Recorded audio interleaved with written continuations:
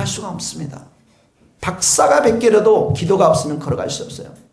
목사도 기도가 없으면 걸어갈 수 없는. 그래서 성경에는 이렇게 은혜 학교하고 고난 학교가 딱 붙어 있어요. 고난이 있습니다. 그러면 나오는 한쪽은 뭡니까? 은혜입니다. 근데 이 고난과 은혜 학교의 통로가 되는 게 뭐냐면 기도라는 거예요. 그래서 성경은 늘 이렇게 내가 고통 중에 내가 고난 중에 있습니다. 뭘 해야 됩니까? 기도하는 거예요. 그럼 뭐가 나옵니까? 은혜가 나오는 거죠. 모든 사람들의 이런 그 연단을 받던 사람들의 구약의 인물들은 거의 다 이런 통로에서 나옵니다. 거기 한번 읽어봅시다. 시편 118편 5절. 내가 고통 중에 시작. 내가 고통 중에 여호와께 부르짖으니 여호와께서 응답하시고 나를. 고통이 있어요. 부르짖음이 있습니다. 넓은 곳이 있어요. 이게 패턴입니다, 여러분. 삼손 아세요? 삼손 아세요? 손이 3개가 있는 사람이 아니고요. 삼손이 마지막에 기둥에 붙잡혀서 죽게 되잖아요.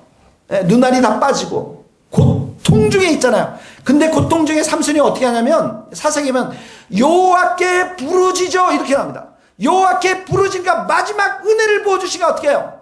그 기둥을 다 부시면서 거기 있던 사람들이 다 죽게 되잖아요. 욥도 마찬가지입니다. 그가 고난 속에서 기도했습니다. 하나님께서 은혜를 베풀어 주셨습니다. 요나가 누구라고요? 손 한번 따라줘요. 요나가 고난 속에서 그 물고기 배 속에서 고난 속에서 여호와께 부르짖었더니 어떻게 합니까? 하나님께서 응답해 주셨습니다. 바울과 실라가 복음을 전하러 갔는데 감옥 속에서 그 고난 속에서 찬미와 기도를 드렸더니 그 땅이 갈라지면서 간수가 하나님 앞에 예수를 믿게 되는 교회가 세워지는 것이죠.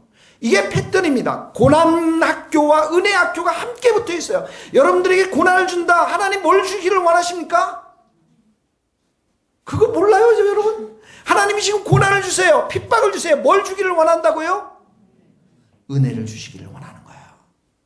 근데 우리가 할 일이 있어요. 기도를 해야 한다는 것입니다. 거기 한번 읽어봅시다.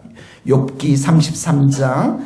그는 하나님께 기도함으로, 여기 앞에 고난 속에서라는 표현을 제가 빠쳤네요. 그러니까 욥기 33장에 고난 속에서 그는 하나님께 기도함으로 하나님이 은혜를 베푸사. 거기까지만. 요나서에 보면 같이 읽어봅시다. 시작. 이르되 내가 받는 고난으로 말미암아 여호와께 불러 아뢰었더니 주께서 내게 대답하셨고 내가 수울의 뱃속에서 부르짖었더니 주께서 내 음성을. 고난이 나오죠. 부르짖음이 나오죠. 음성의 응답이 나와요. 사도행전 16장 그가 시작. 그가 이러한 명령을 받아 그들을 기쁜 옥에 가두고 그 발을 착고에 든든히 채웠더니 한밤중에 바울과 실라가 기도하고 하나님을 찬송하게 하여 제수들이 듣더라. 기도하고 찬송한 거예요. 그리고 나서 땅이 갈라지면서 교회가 세워지는 것이죠. 그래서 성경은 우리에게 뭐라고 합니까? 여러분 고난당한 자가 있습니까? 핍박당한 자가 있습니다. 그들은 어떻게 해야 된다고요? 기도할지니라. 거기 읽겠습니다. 야고보서 5장 13절 너희 중에 시작. 너희 중에 고난당하는 자 있느냐? 그는 기도할 것이요. 즐거워하는 자가 있느냐? 그는 찬송할지니라. 강건은 기도입니다. 기도 없이 고난을 당하면 너무 힘듭니다. 나약해요. 좌절입니다. 고난은 좋은 것은 아닙니다. 여러분 고난을 좋아하는 사람은 아무도 없습니다. 고난이 너무 큰 고난이 오면 우리의 마음이 죽을 지경입니다. 그러나 기도는 이런 고난의 독소를 다 뺄 수 있는 훌륭한 걸음이 될 수가 있는 것입니다. 그러므로 신자가 당하는 이런 고난은 하나님을 만날 수 있는, 영적으로 새롭게 되는, 성숙할 수 있는 기회가 될 수가 있는 것입니다. 고난과 어려움이 사람을 영적으로 새롭게 하고 그리고 하나님에 대한 확신을 자동적으로 주는 것이 아닙니다. 고난 속에서 믿음의 기도를 드릴 때, 고난 속에서 간절히 기도를 드릴 때 하나님은 그들을 만나주고 그들 가운데 충만한 은혜를 베풀어 주시는 분이심을 믿습니다. 우리 성도님들 기도의 사람 다 될 수 있기를 예수님의 이름으로 축원합니다.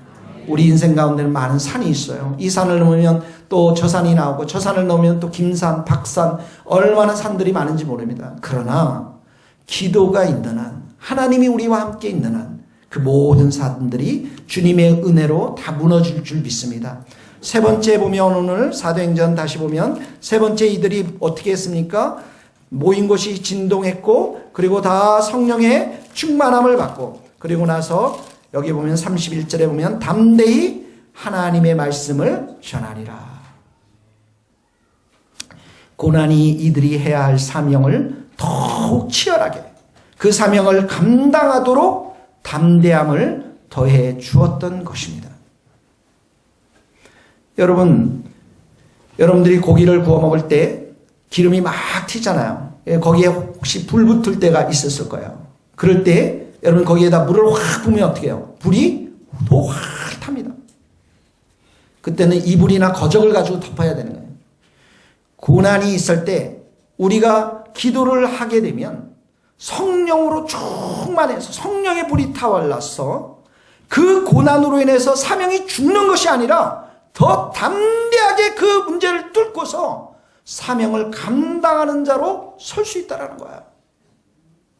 여러분 우리가 이 사명의 길을 가는 것, 우리 교회의 부르심의 이 길을 가는 것은 고속도로의 길이 아닙니다. 고속도로의 길은 많은 사람들이 가는 넓은 길이고 변절하는 길입니다.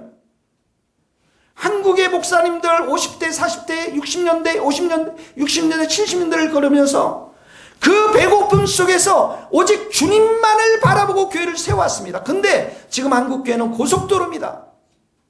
예수의 이름에 능력은 없고 은과 금이 철철 넘쳐나는 교회가 되어버렸습니다. 그래서 교회는 세속화되었고 그래서 교회는 그 큰 교회들을 자녀들에게 물려주는 엄청난 비성경적인 일들을 하고 있는 거예요. 사명의 길 갈 때 때로는 길이 끊어집니다. 길이 없어져요. 길이 사라집니다. 그때마다 어떡합니까? 기도하는 거예요. 그때마다 우리가 눈물로 기도하는 겁니다. 하나님을 찾는 것입니다. 그 길을 열어달라고 하나님께 간구해야 하는 것이요. 그래야 그 사명의 길을 걸어갈 수가 있는 거예요. 목사님은 공병 출신이에요. 목사님한테 까불지 마세요. 공병이라는 게 뭐냐면 쥐레, 폭파 이런 것도 만지는 사람이고요. 그리고 집을 지었다 부수는 사람들이에요. 그러니까 목사님을 너무 만만하게 보면 안 돼요. 군대에 가면 여러분 이 공병이라는 게 뭐냐면 전쟁을 해나갈 때 길을 만드는 사람이에요. 길을 만드는 사람. 큰 바위가 있어요. 그러면 어떻게 합니까? 폭파, 다이나마이트로 터뜨려 버립니다. 그리고 어떻게 합니까? 가다 보니까 강이 생겨요. 그럼 어떻게 해요? 그 강에다가 부교, 뜨는 다리를 놓는 거예요. 그리고 탱크들이, 군인들이 지나가도록 그 역할을 감당하는 것입니다. 근데 그 부교를 놓을 때 있지 않습니까? 그 옆에 있는 기둥 하나가 660kg, 지금도 기억해요. 660kg. 그거를 6명이 들면 허리가 막 휘어져요. 근데 그런 기둥들을 몇 개나 이렇게 놓으면서 다리를 놓거든요. 왜냐하면 그 다리를 탱크들이 지나가야 되니까. 너무 군대에서 그게 힘들어가지고요, 저는요. 허리가 아파가지고. 나는 허리가 아프다는 걸 그때 알았어요. 여러분, 그걸 짓다가 너무 무거워서 떨어지지 않아요, 강에? 깔려서 내 친구는 죽었어요.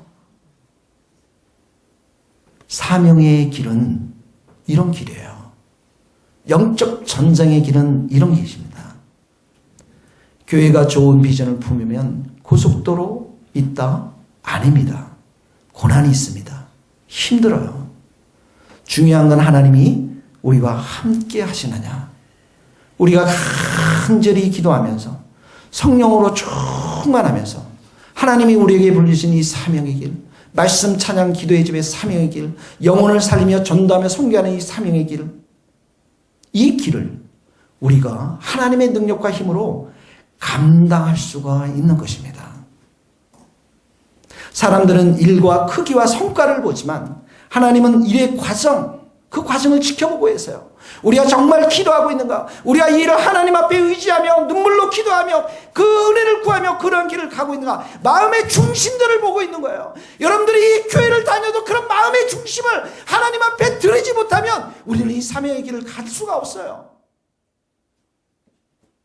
그 마음의 중심은 바로 기도에 달려있는 것입니다. 사람들이 고난이 찾아오면 가장 먼저 포기하는 게 뭔 줄 아세요? 사명을 포기합니다. 비전을 포기합니다. 나 시간도 없어요. 나 바쁩니다. 내 환경, 내 상황 이렇게 어려운데 내가 어떻게 예전처럼 교회를 하며 기도하며 복음 전하며 교회를 어떻게 감당할 수 있습니까? 사명을 포기하는 것입니다. 그러나 오늘 보십시오. 초대교회를 보십시오.